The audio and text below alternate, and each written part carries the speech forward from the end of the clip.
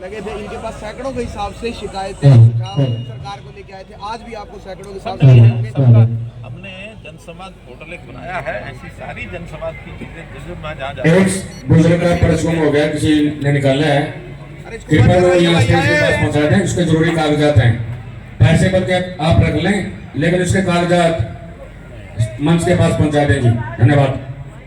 ऐसी सब चीज़ों को संकलित करके जनसंवाद पोर्टल में डालकर हम सभी विभागों को भेजते हैं।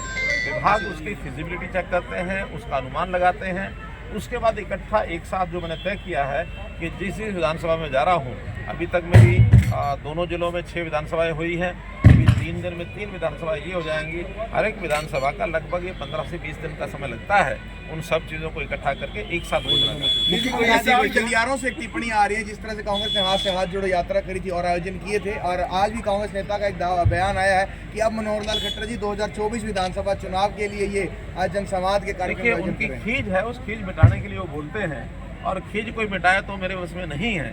आखिर उन्होंने यात्राएं की है तो हमने कोई कमेंट थोड़ा ही किया है। लोकतंत्र में हमको मालूम है कि 5 साल का ये कार्यकाल होता है, और 5 साल के कार्यकाल में अगर वो कहें कि हम तो फील्ड में निकलेंगे और ये सामने वाले हाथ पर हाथ रख के बैठे रहें, तो आपको लगता है कि भी सारी पार्टियां हाथ पर हाथ रख के बैठेंगी क्या? सर, हुड्डा जी का ये भी कहना है कि भी अक्सर देखा गया कि विपक्षी लोग जो है सत्ताधारी नेता के दल के साथ जुड़ते हैं, लेकिन आज इससे विपरीत हो रहा है कि सत्ताधारी नेता या कार्यकर्ता भी विपक्ष में शामिल होने हैं। देखिए, ये उनका वहम है। आज हमारे साथ जितने लोग जुड़े हैं या जुड़ रहे हैं, उनका तो नीचे बचा ही कुछ नहीं है, सब नीचे खोखला हुआ पड़ा है। और जब खोखला हो गया है तब उनको चिंता हुई है कि हमें जाकर के अपने सब कुछ संभालना चाहिए। एक नेता बोलते हैं जो हमारे से चले गए वापस आ जाओ, दूसरा नेता कहता है कि नहीं जाओ नहीं, जो हम आए हैं तुम्हारे यहाँ टिके रहो।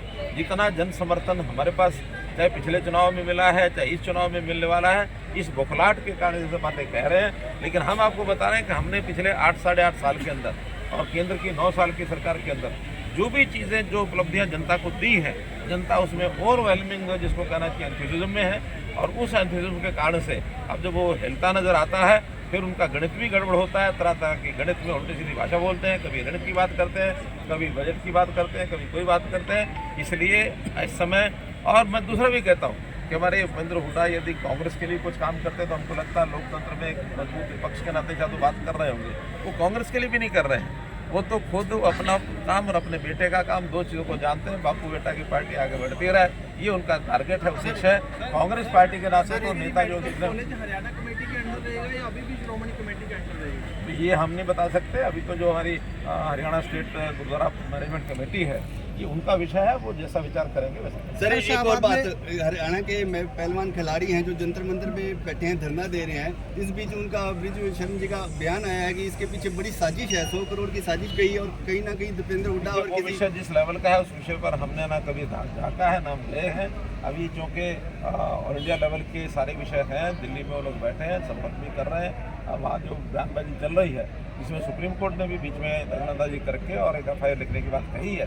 तो इसलिए जो बातें हैं, जैसा कोर्ट के आदेश के ऊपर FIR हुई है, उसका निर्णय जैसा होगा वैसा होगा। सर, आप लगातार सभी को प्रदेश में मालिकाना हक मिले इसको लेकर प्रयास भी कर रहे हैं, लेकिन अभी आप जहाँ जहाँ जनसंवाद कार्यक्रम कर रहे हैं वहाँ इस तरह के चीज़ें भी सामने आ रही हैं कि ज़मीन को लेकर जो झगड़े मुकदमे या मालिकाना हक है, रजिस्ट्री से रिलेटेड इस तरह की चीज़ें भी निकलकर सामने आ रही हैं। देखिए, मैं जहाँ तक समझता हूँ कि जितने विवाद होते हैं, जितना लिटिगेशन कोर्ट्स में है, आज की डेट में सबसे ज़्यादा लिटिगेशन अगर कोई है तो लैंड्स के मामलों को लेकर के है।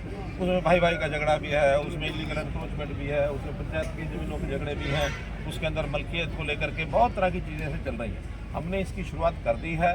इसमें पहले तो लैंड की 1-1 इंच की मेजरमेंट उसको हम कर रहे हैं। फिर उसमें स्वामित्व के नाते से गाँव में लाल डोरा उसको हमने ख़त्म किया है।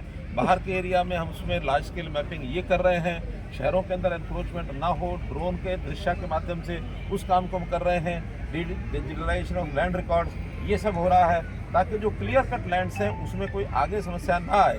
पहले की जो समस्याएं हैं उसके लिटिगेशन को ख़त्म करने के लिए हमारे रेवेन्यू के नाते से सारी रेवेन्यू वो एक्टिव हो गई हैं। और अगर उसके लिए अलग से कोई पॉलिसी कानून बनाना पड़ेगा तो कानून या पॉलिसी बना करके और एक मुश्त इन समस्याओं का हल किया जाए। क्योंकि 50 साल से भी ऊपर, 60 साल से भी ऊपर लोगों के पास कब्जे हैं। अब उन कब्जों को छुड़ाना इतना आसान नहीं है, तो उसका कोई ना कोई एक समझौता, कोई ना कानून बना करके उन चीज़ों को हल करने का एक रास्ता। और कोर्ट भी ये कहता है कि वंस फॉर ऑल ऐसी समस्याओं का हल करना चाहिए। तो हम लेजिस्लेचर के माध्यम से समस्याओं का हल जहाँ तक संभव होगा जनहित में इसको करें। सर शाहबाद में 2-3 ऐसी कॉलोनी हैं जो बालिका कॉलोनी से संबंधित रखते हैं। सर रेलवे विभाग की तरफ से कई बार उनको नोटिस आ गया और वहाँ पर जनसंख्या भी काफी है। लगभग 500 परिवार हैं ये। जी सर। तो इन 500 परिवारों को हम विचार हमारा यही है कि उनको कोई ना कोई अल्टरनेटिव स्थान रिहेबिलिटेशन का मिले।